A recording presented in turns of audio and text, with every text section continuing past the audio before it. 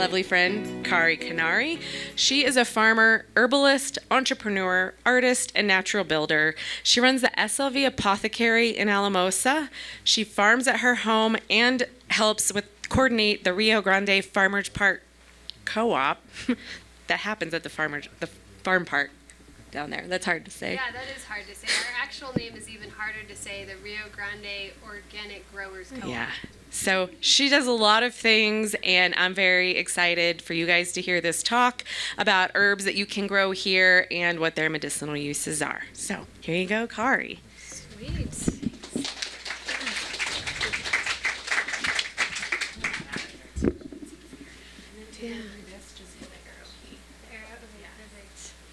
Sweet. Well, thank you all for coming, and I'm glad we're inside and not outside in the wind right now. So today I really wanted to focus on perennial herbs. I'll be talking about some annuals that I love, like holy basil, but mostly perennials is my love and specialty.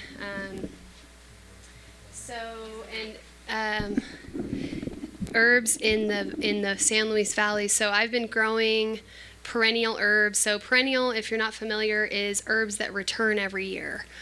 So an annual is vegetables and they grow for 1 year. So they're annual. Perennial continues to grow. Biennial, like mullein and carrots and caraway, would be biennials. So they produce seeds the second year, and then they're dead, or then they'll come back from seed. Where perennials, just every year they come back, the roots survive the winter.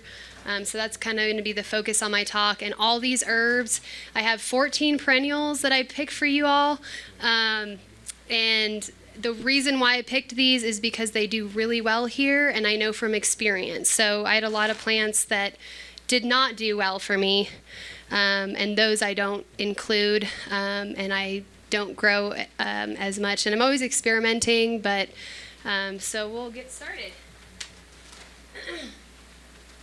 And Jay was saying, I have the SLV Apothecary. If you are really interested in this or interested in herbs, you can always come by the apothecary. I have another herbalist who co-owns with me, and she's also really knowledgeable, especially wild harvesting. So come in, get your herbs. We also have local food. So come in, get your local meat, your local produce, and we have spinach from the farm park right now, and lettuce. We are a little limited with produce. We have the food hub who gets produce. Mushrooms. Alpine Valley, you all might know Tyler. He's amazing. He has his lion's mane and oyster mushrooms at our shop. Come on Wednesdays. We tend to sell out of those, so if you come early the next week, sometimes they're gone, but if you come later in the week, like Thursday and Friday, we also have tumbleweed bread and a bunch of amazing other all local producers. So sweet. I'm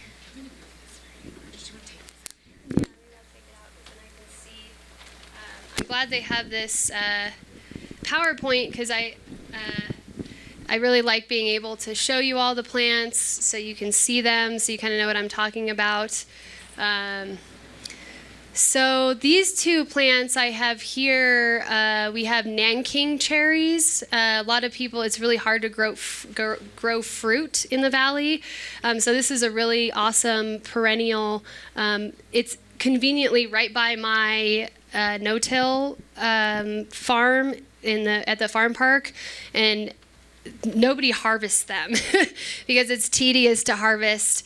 But last year I finally convinced, like Huckleberry Finn style, this is so fun. I convinced like 5 people, and we harvested like 6 pounds and sold all at the farmer's market. People were really receptive. Even kids were eating it. And so that's a really good one. And then what are they good for?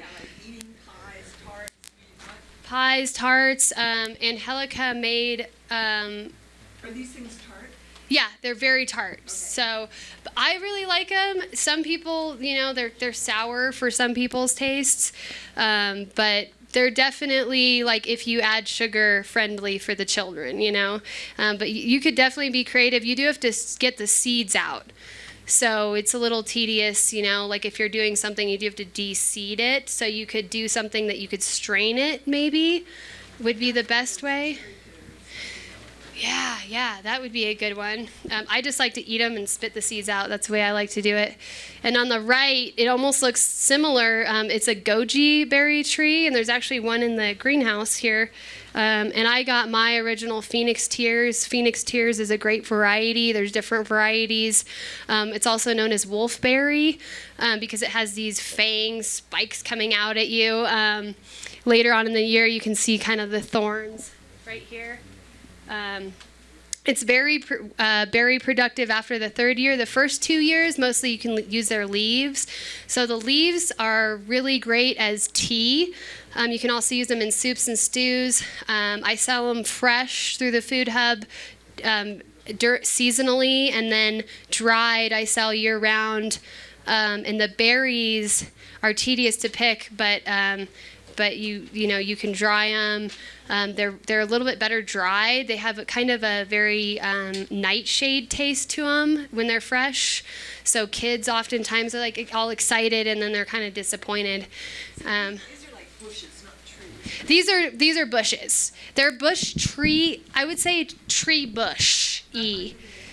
So the Nanking cherry is like my height, and they can get a little bit taller. They're good in like a row. And then the gojis get to be like these monsters. They just, because like the arms kind of start coming out.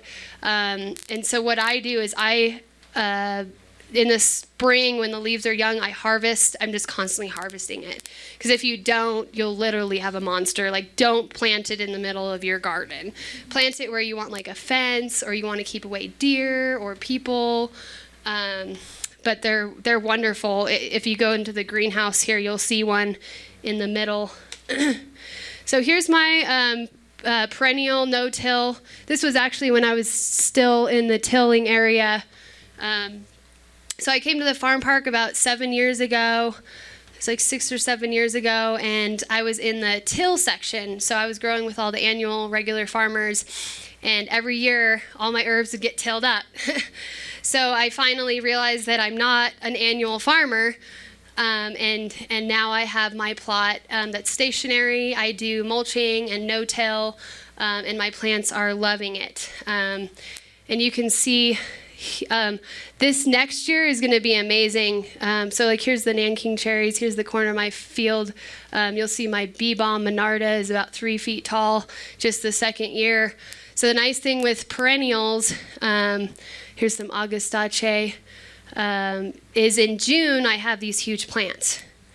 So it's really an exciting thing, and because, as you can see, there's a lot of mulching going on. I also use natural mulch, so all the weeds that I pick, I put on the plants and everything. And we use flood irrigation. In New Mexico, they say acequia irrigation and drip. With herbs, it's a little bit, it's a lot more difficult with flood irrigation because if you've ever seen, not all herb seeds, but most herb seeds are very tiny. So some herb seeds are bigger, but a lot of times you have these tiny little seeds, and they're only covered by 1/8 of an inch, if that. And so if you're flood irrigating, a lot of times, if you do get to the point like this, see where these plants are actually inundated, the seeds would then be washed away.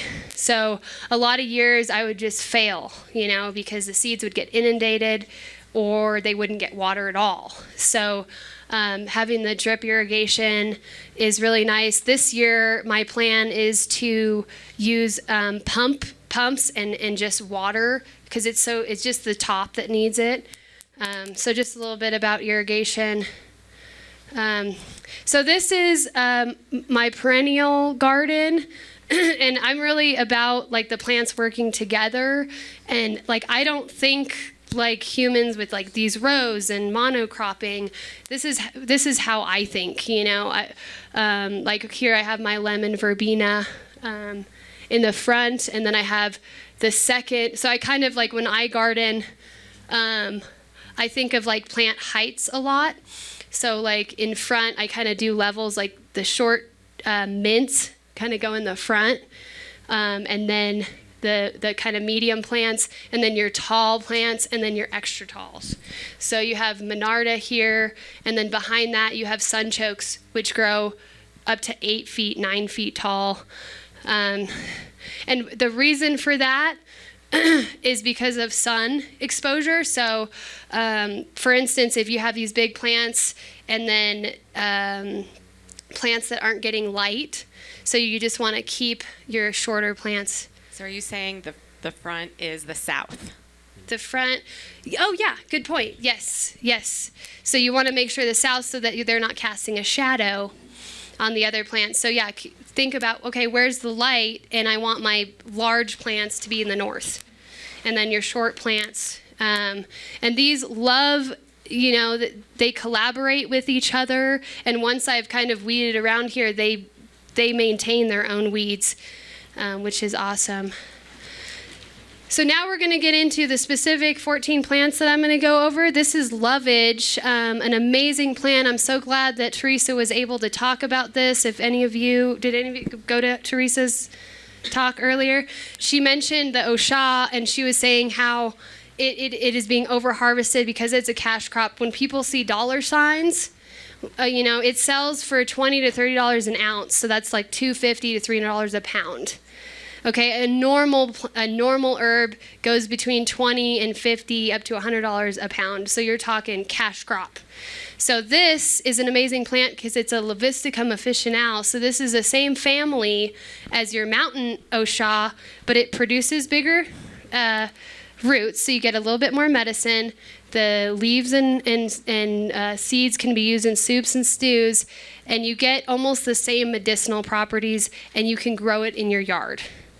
And then it helps from the over-harvesting of the osha de la sierra. This is osha del campo or osha del jardín, so your osha of your garden or your osha of the countryside.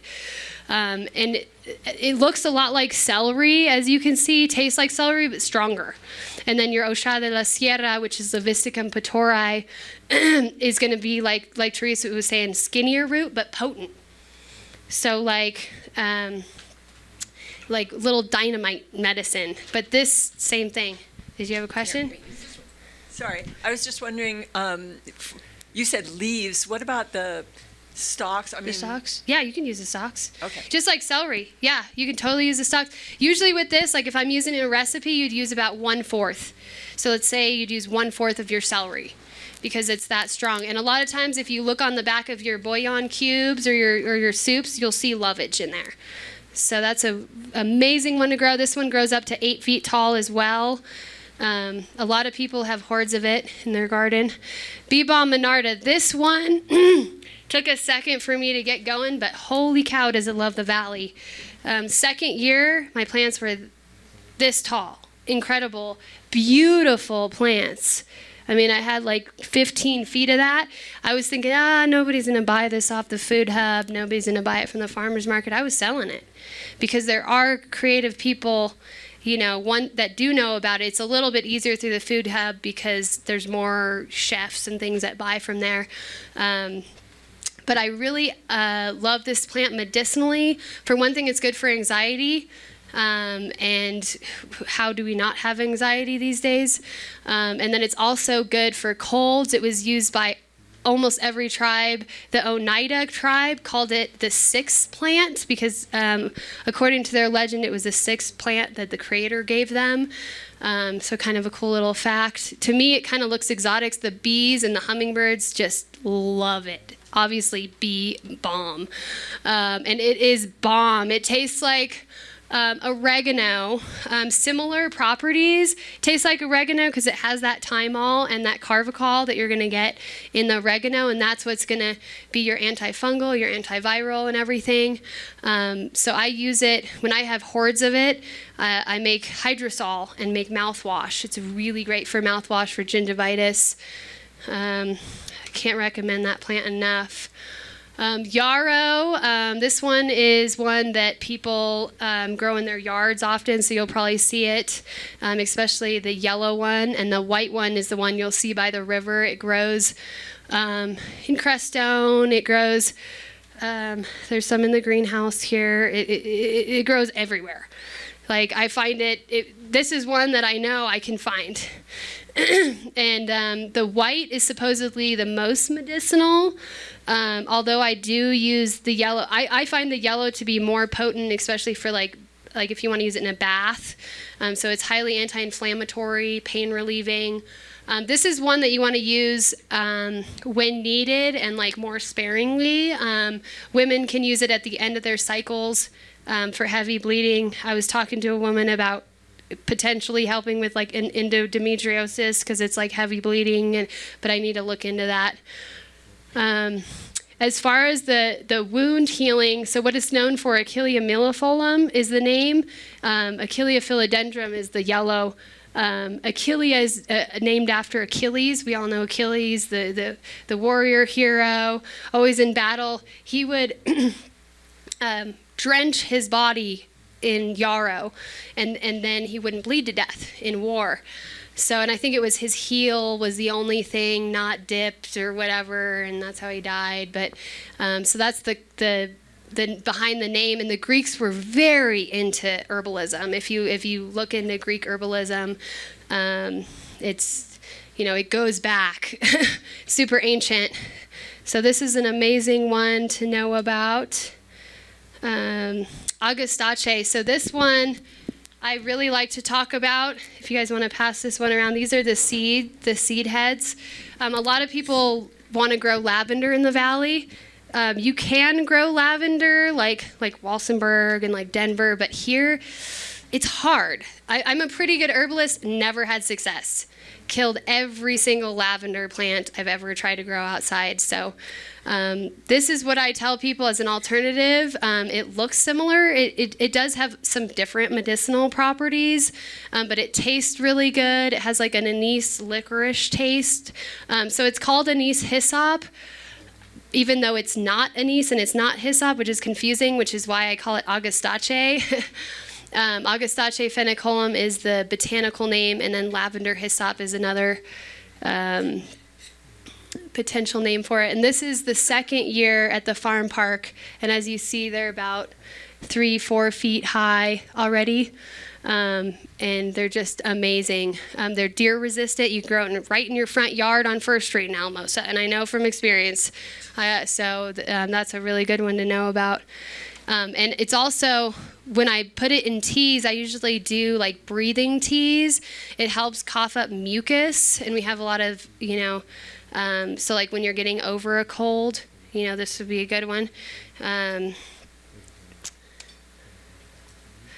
Marshmallow. So I can't talk about marshmallow enough. I've been talking about it all day because I love it so much. I'm going to pass this one around, and these are the seeds. So this loves the valley, and this is also drought resistant, and every part of this plant is going to help you out. So you have the flowers, which are some of the best tasting flowers of all the edible flowers that I grow, and it produces a lot. So here's a close-up. See how it's branching off and producing just a ton of flowers. These leaves are very soft. So if you want apocalypse toilet paper, this, my friend, is your best bet. Mullein, I wouldn't say, as much as people want to use mullein, I'd say this is your better toilet paper. It's also an amazing Band-Aid. And I don't use Band-Aids from June to September because I have this and I have plantain. Plantain's a little like rubbery. Like I used to use it as Band-Aid, but now I do this as the first one, like a pre-gauze. It's really soft, really gentle, and your wound breathes. Because you know how you put on your Band-Aid, you take it off, it looks like you just took a 5-hour bath and it looks all gross and your wound looks worse. This is the opposite. It's healing it. It's regenerating cells. So the key medicine in this is the mucilage. So if you're not familiar with mucilage, slippery elm is another one that's very mucilage. It's like snot, mucusy, but in a good way. It's repairing that mucus. So a lot of leaky gut, IBS, any kind of intestinal healing, this is amazing. The root is going to be your strongest. And here on the right, you see it looks like marshmallow, but it's mallow. So this is the local wild version, Mallow sylvestris. And I have it written up here. So you see Althea officinalis marshmallow, and it's a lot larger. And then this is going to be your wild that people find in their gardens and then throw it away and say it's a weed. But it's amazing. And I think I sold all my marshmallow tea earlier. And kids always want to try the marshmallow tea. I don't tell them too many details, but they usually like it. It's on the sweeter side. You can't go wrong with that plant. So hollyhock is very similar to marshmallow. They're cousins, and very well related. You see, here's my edible flour mix. So we have our marshmallows in there. We have our hollyhocks. So the marshmallow is almost like a tiny little hollyhock. And hollyhocks have the same mucilage medicine. If you eat, you can literally just eat this. Sometimes the little green part's a little bitter, so you could just eat the petals. It tastes like lettuce, but like silky, smooth, snotty in a good way. I don't know how that can be, but and with mucilage, so there's different ways to extract your medicine. The basic tea is what people know, and that's a decoction. And with tea, you're getting vitamins, minerals, all these amazing things because the water is extracting it. In cold water, you get the mucilage. So it seems like hot water, but no, you actually want to do long, cold infusions. So I'm talking 8 hours, leave it in the fridge with your, like you could, pick a bunch of hollyhocks, put it in a jar with water, put it in the fridge. The next day, strain it and drink that, and that's going to be the most hydrating summertime drink. You could throw in some other herbs. It is amazing. And a lot of people have hollyhocks in their yard or their neighbor's yard, and they're like, please harvest all my hollyhocks. So the price is right. So this is catnip, and Teresa was also talking about this, and she was saying the Spanish name, and I already forget. Nevada, I think it was. Nepeta is your family. Cataria is the catnip, and then catmint is the Fassini. There's all kinds of A's and I's going on in that word. I have to look it up every time I try to spell that Fassini word. It's amazing for anxiety, like Teresa was saying, like for kids at night. Give them some catnip tea. There's this tea that I had in Taos. It was called Cat's Pajamas, and it was catnip with hops and chamomile and something else, but it was amazing. And then the catmint, I find to be a little bit more like daytime anxiety because it doesn't make me tired. So the catmint, I'll do like mint with catmint, holy basil, and then that will be my like anti-anxiety daytime tea. Or I'll put like butterfly blue pea flower and just it has a nice taste. It's not as strong as mint, which is nice, and you can eat the flowers or throw the flowers in your salad. It's a little bit hard to like just chomp on it. Like red clover is technically edible, but if you try to eat a red clover flower, it's like kind of dry, and you're just like, Okay, let's see. Well, how much time do we have? Am I going too fast? Am I talking to you guys too fast? Half an hour? Oh, holy cow. Okay. So yeah, Nepeta. And obviously the cats love catnip. the horchata, if you ever come to the farm park, horchata, the little cat, he's always all up in my catnip. And catmint, not as much, but they will. The cats get excited, we calm down. They get the other, okay, cool, everyone saw the marshmallow. What other one I was going to hand around? Yeah, this one's not in my thing, but I wanted to show you all this wonderful wild berry.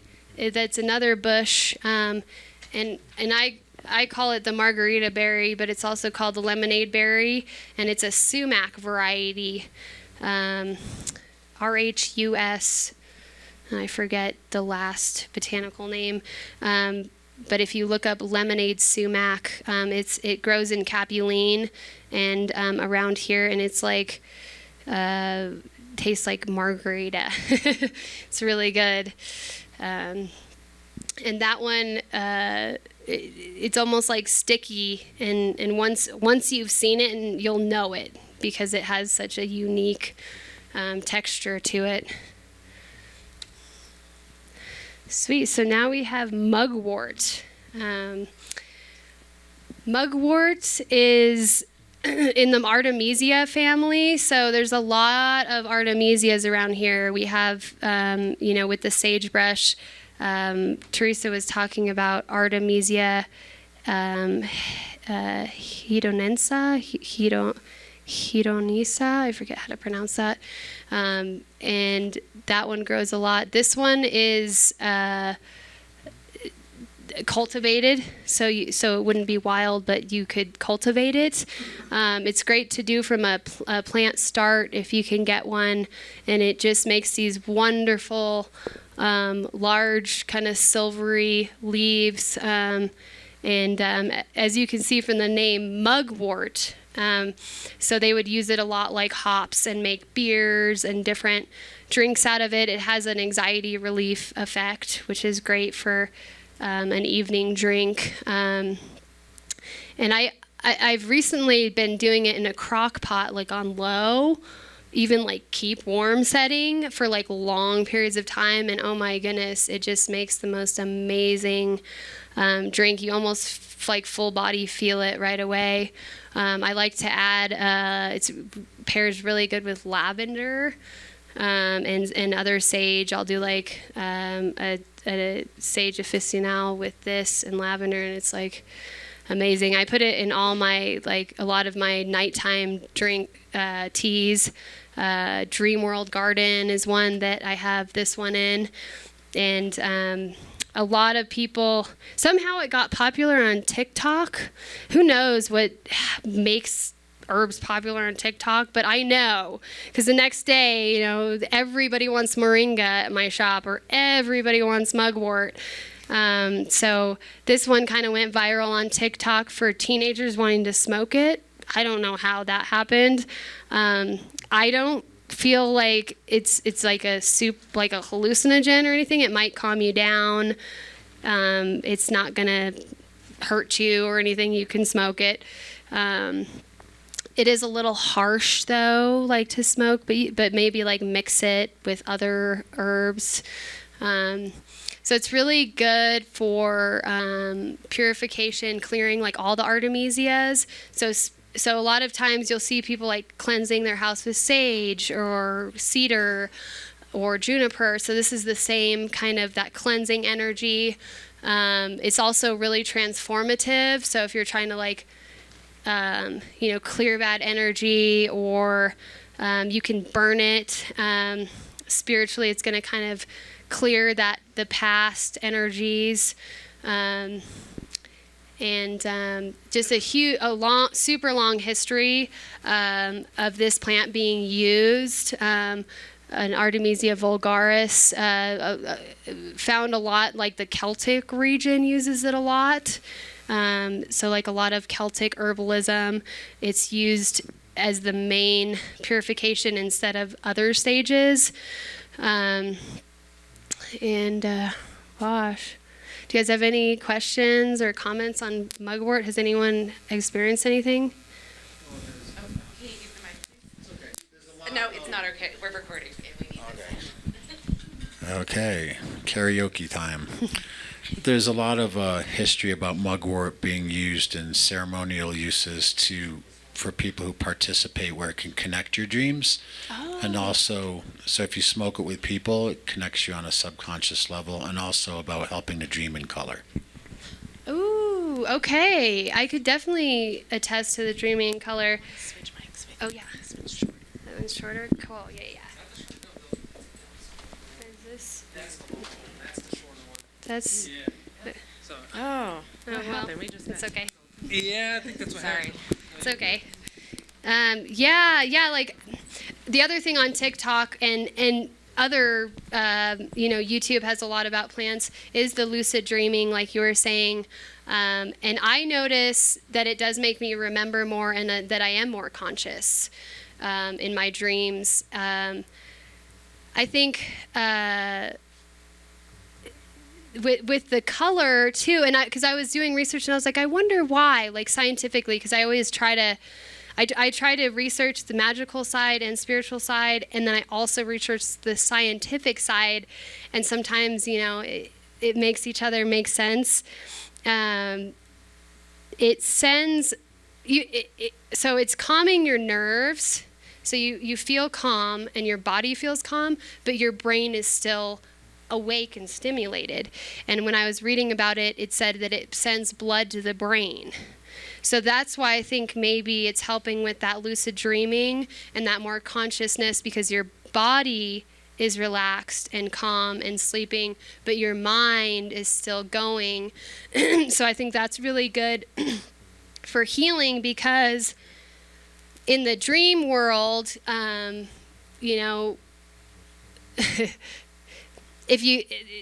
things don't really happen, I guess. So it's good to work out your bad shit in the dream world so you don't have to do it in real life. So that's why I feel like mugwort can be really healing, because then, especially if you have a journal or if you're writing things down and being really conscious about it and intentional about it, like anything with plants. Plants are very conscious, so I notice, like, the plants that I walk by every day are freaking huge.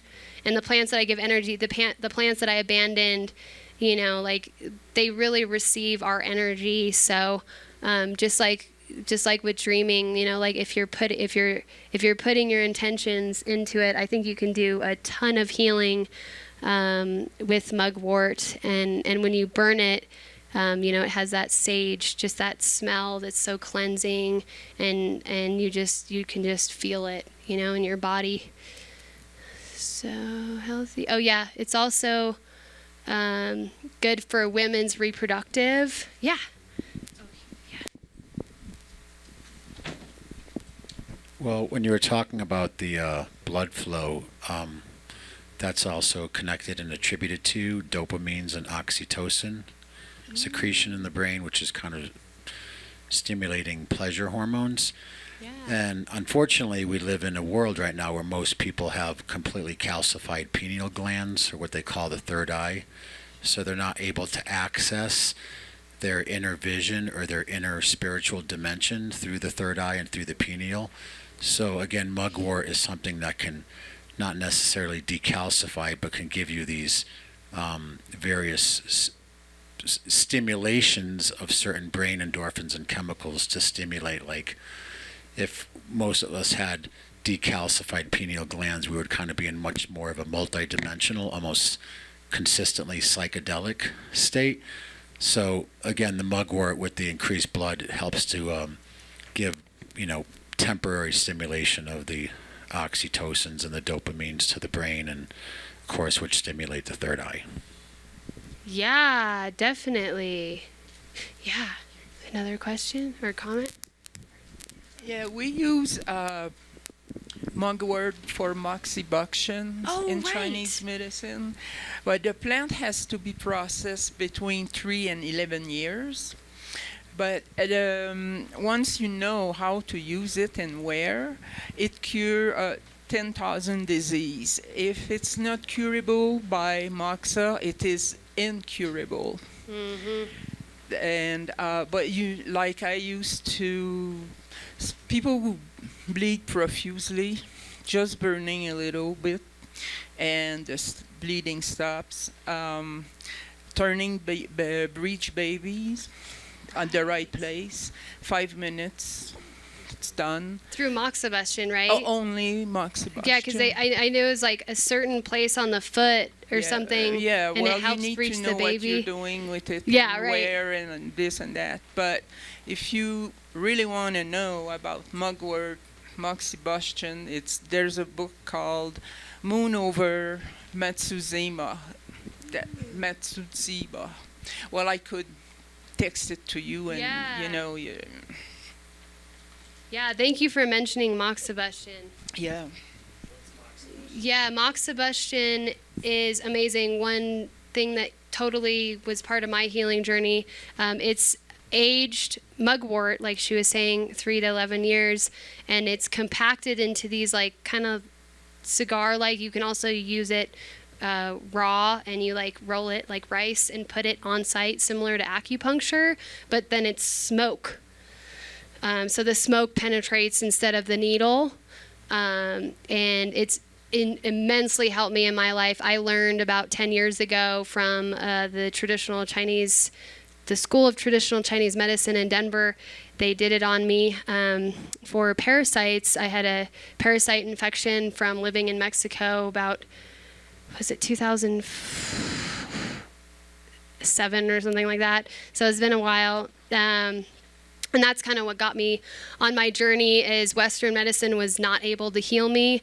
I went from being a 21-year-old athlete, super healthy, to 5 years later from no diagnosis, no help, to being completely emaciated.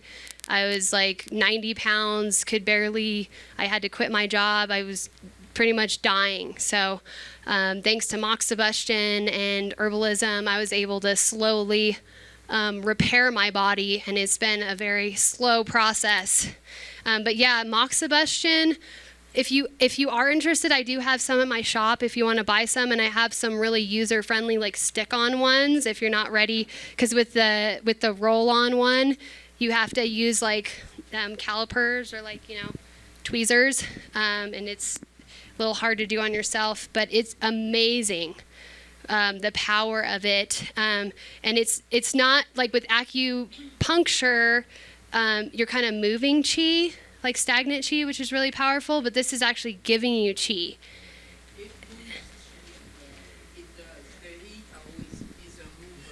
Yep. You want a mic?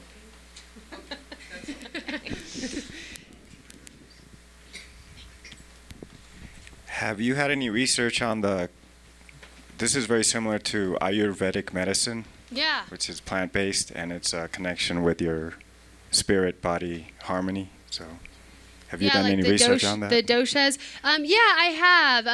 Not as extensively as I'd like to. But yeah, I've studied the doshas, like with Ayurvedic medicine. They're really into treating you as a unique person. So like someone might come in and get a different have a different dosha than somebody else, so everybody's treated differently, which I feel like is a lot more advanced than our real Western medicine. So doshas, you have kapha, vata, and pitta. And kapha is like kind of that earth grounded. People are usually like more larger body types. They're very stable. They're very earthy. And then pitta is like this fire, muscle, like get things done kind of personality. And then you have vata, which is kind of this airy, creative, wind kind of energy. And it's very, just like with Chinese medicine, there's a lot of like air, water, wind, and fire, and bringing all this together. And same thing with folk and American herbalism, or whatever you want to call it, European herbalism. It is connecting us with these different elements, and nobody's like, you're just vata and you're just pitta.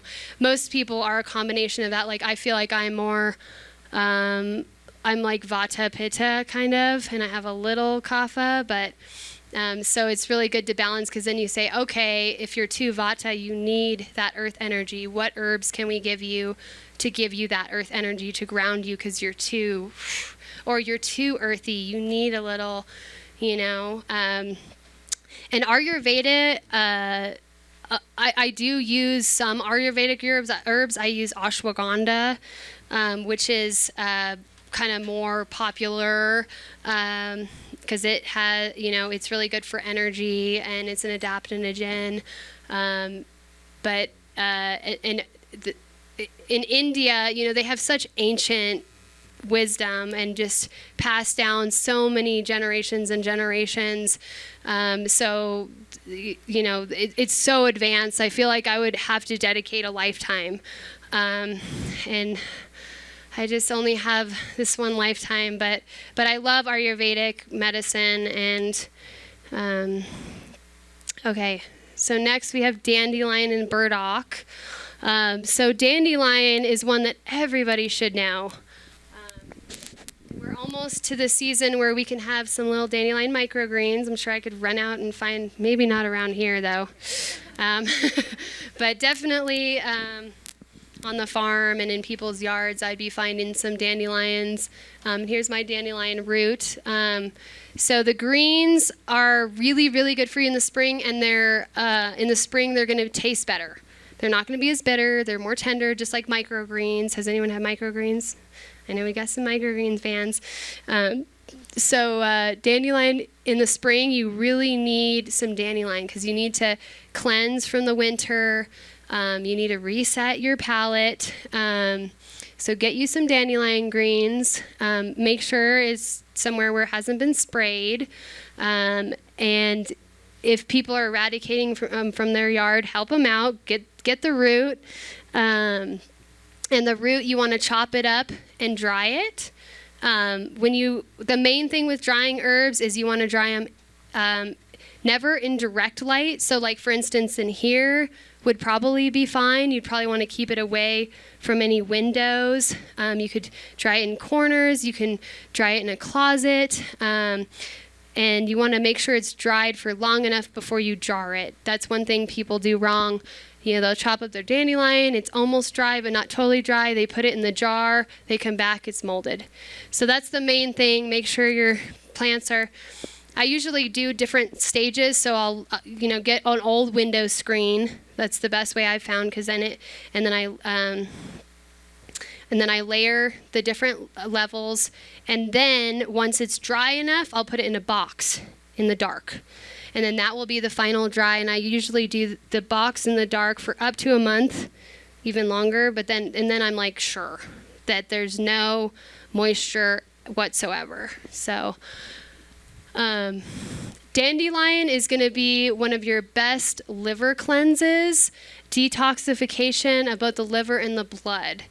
And it's also really good to prevent cancer, for people going through cancer, even treatments, because it's going to help facilitate that detoxification.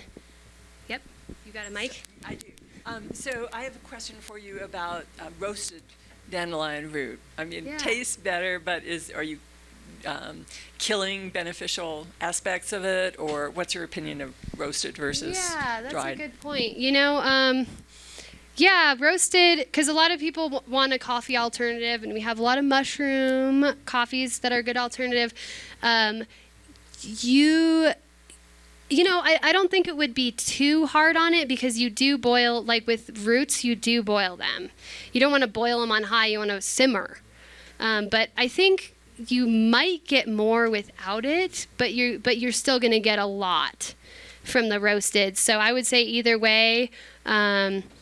I personally, my favorite is fresh dandelion root. Chop it up, put it in the crock pot on like medium, and then turn it down to low for like 5 hours. Throw in whatever other spices and ginger you got laying around, and oh man, it's amazing.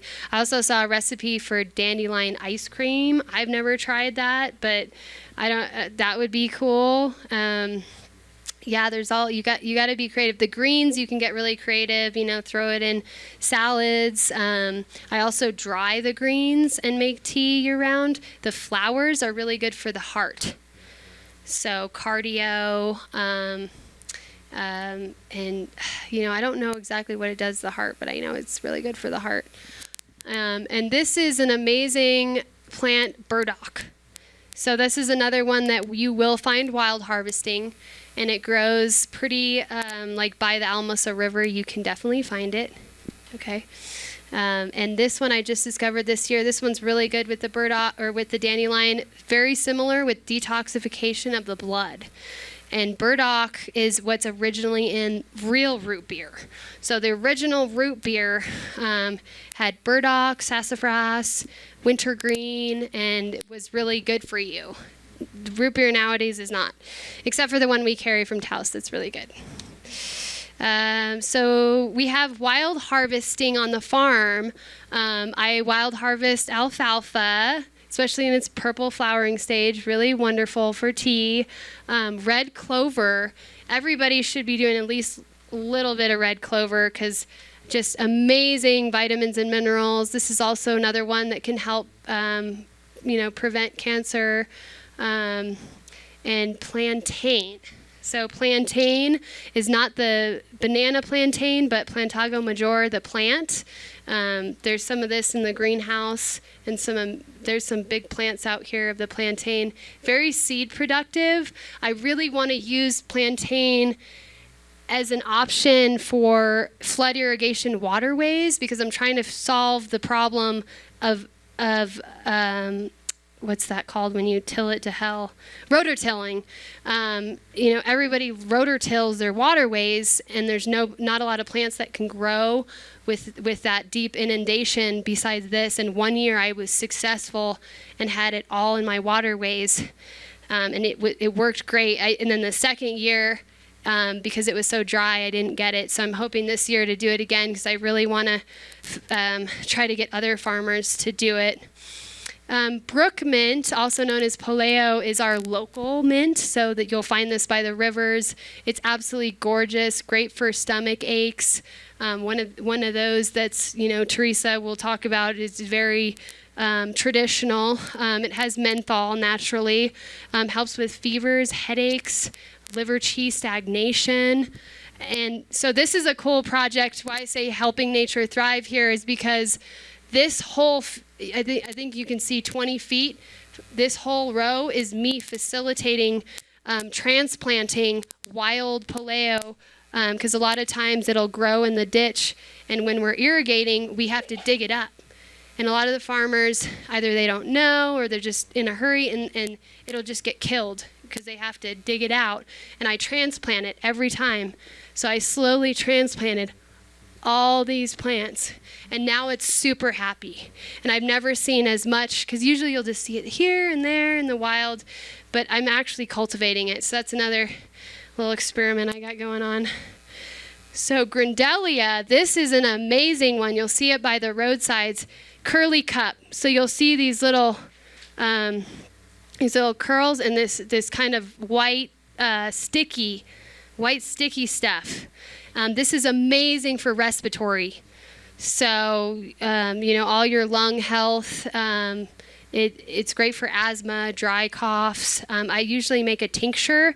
So what you do is you harvest in this stage, the little tops, fill your jar up with those, and then put alcohol on top, and then it'll be ready in about a month.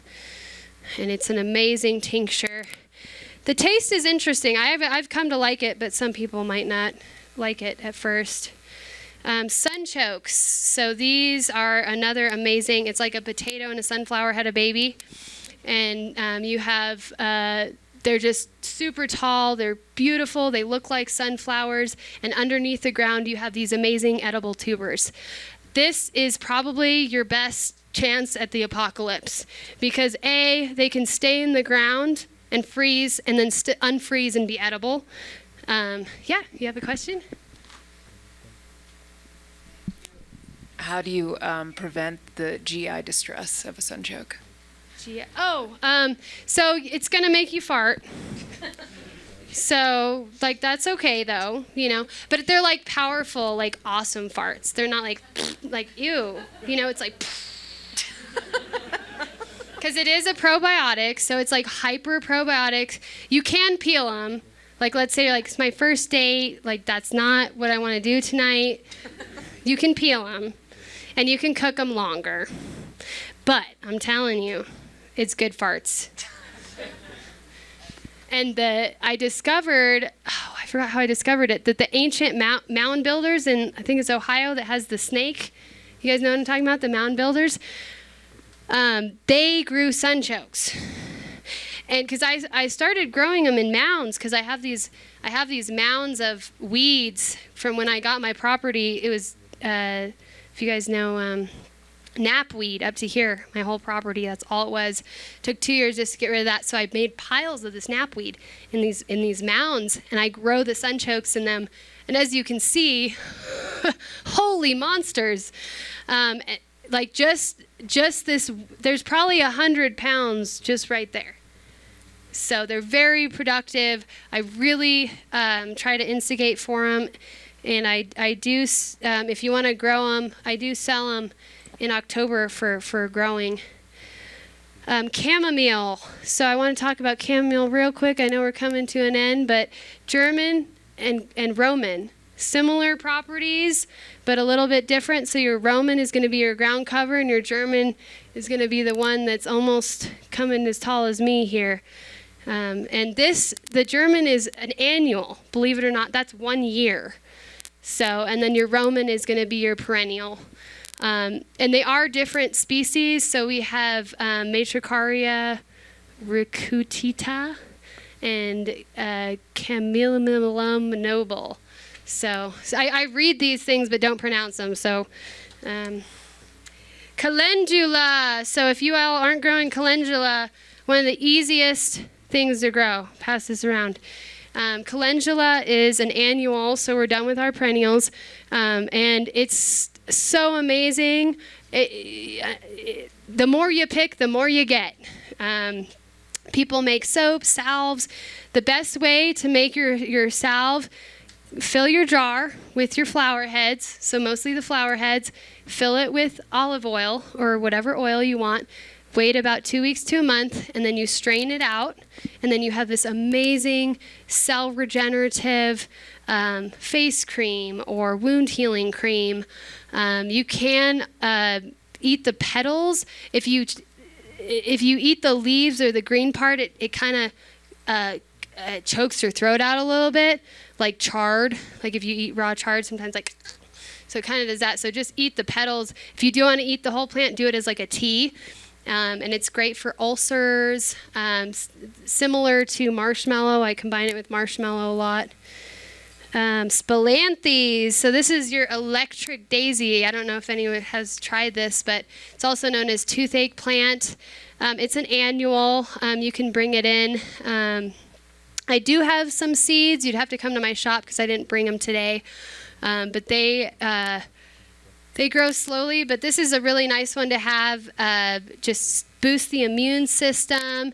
It numbs the toothache, so definitely want to have this one around. Burgundy amaranth. This one is showy.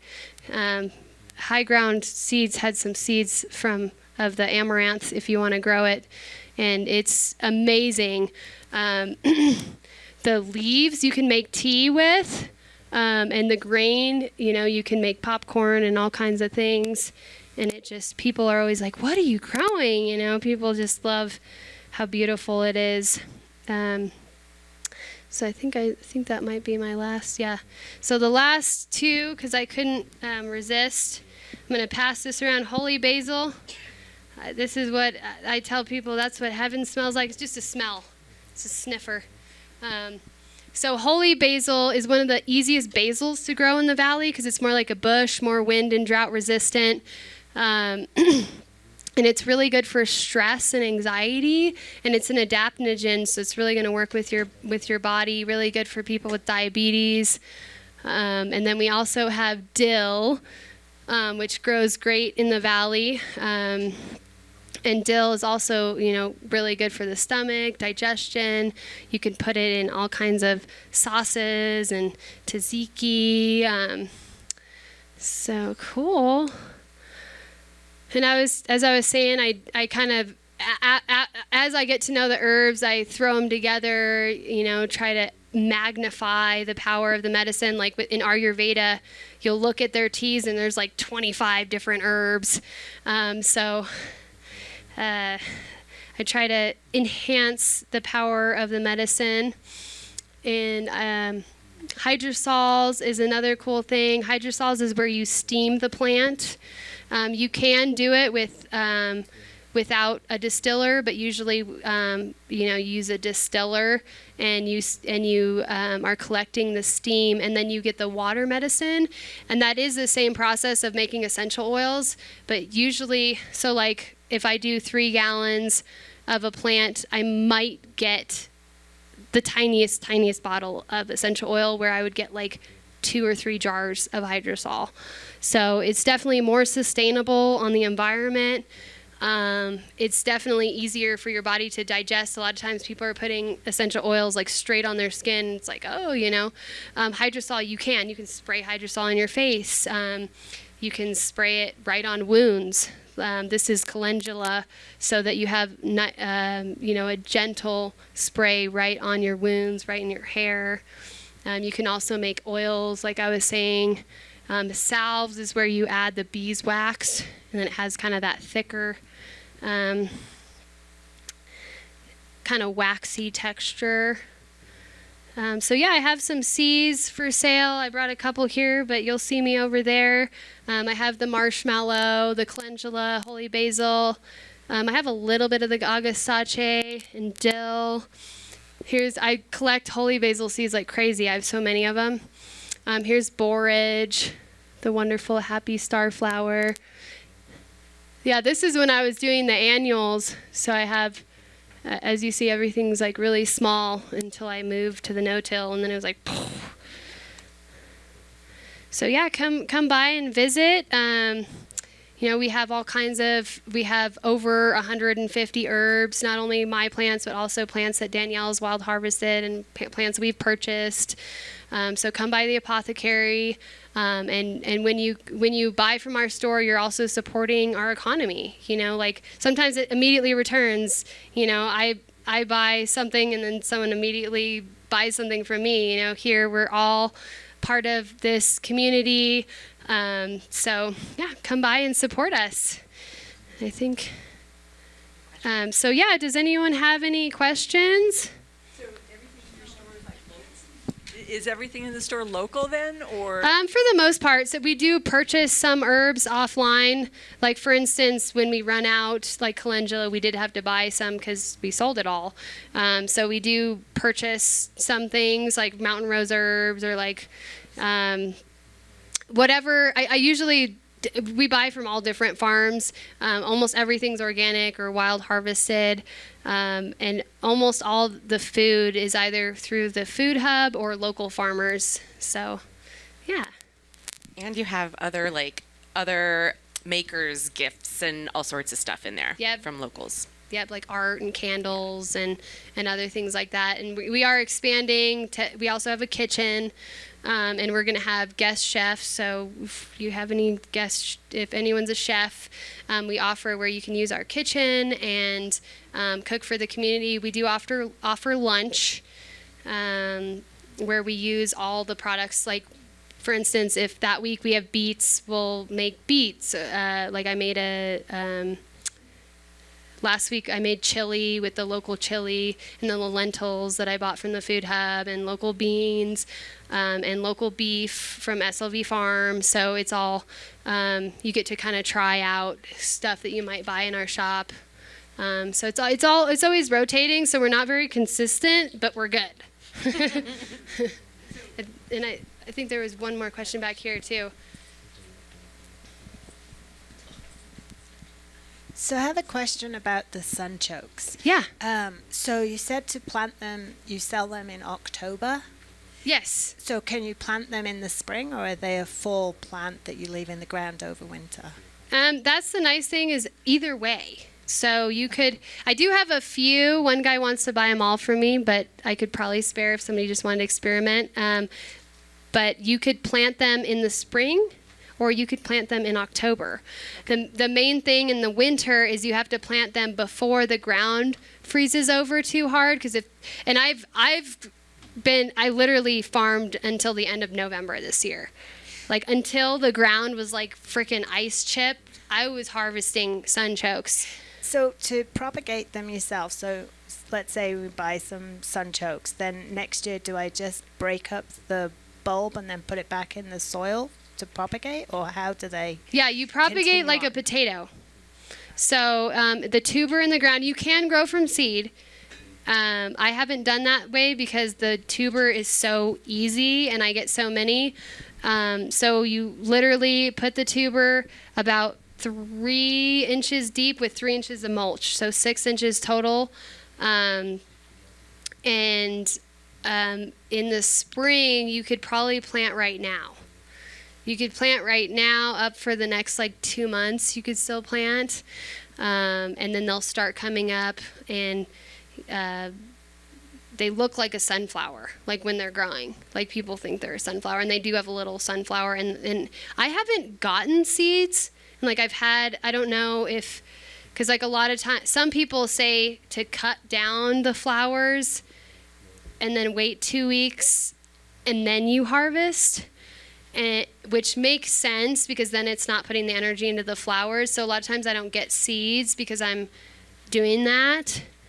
Because I'm focused on getting more tubers. Because like you pull up the plant kind of like a potato, and you get like 1 to 5 pounds. So it's significant. And some of them are big. They look like weird little creatures. And they taste amazing. They taste like an artichoke, potato-ish. Someone recommended, they have artichoke on pizza. I want to try to make a Jerusalem artichoke, like margarita pizza. But yeah, sunchokes are incredible. And if you want to store them, let's say you bought them from me in October, but you're like, I'm moving, I can't plant till April. What you do, and do this with potatoes and carrots and everything, parsnips, get a 5-gallon bucket or a bigger bucket if you have one, and put a layer of dirt about this 3 inches, and then disperse your sunchokes or your carrots or whatever, another layer of dirt, and then keep going until the bucket's full. The first layer might go bad. That's it. And with sunchokes, this amazing thing I discovered, you can rehydrate them in water in the refrigerator, and you change the water out every day or two, and they rehydrate, and they literally look and taste like the day you harvested them, because they do kind of shrivel up a little bit, but they'll last an entire year. So that's how you preserve like parsnips and all the root veggies. Same way. Yep, in the root cellar. You could do it in like a cold room too, if you had access to a cold room. Root cellars, I feel a little bit better, because it's like if you just put sunchokes like in your fridge, they'll only last like 2 weeks. They'll just rot. They'll just mold on you. So what? Oh, we're out of time. Okay. Well, everybody, I'll end with my hops and lilacs.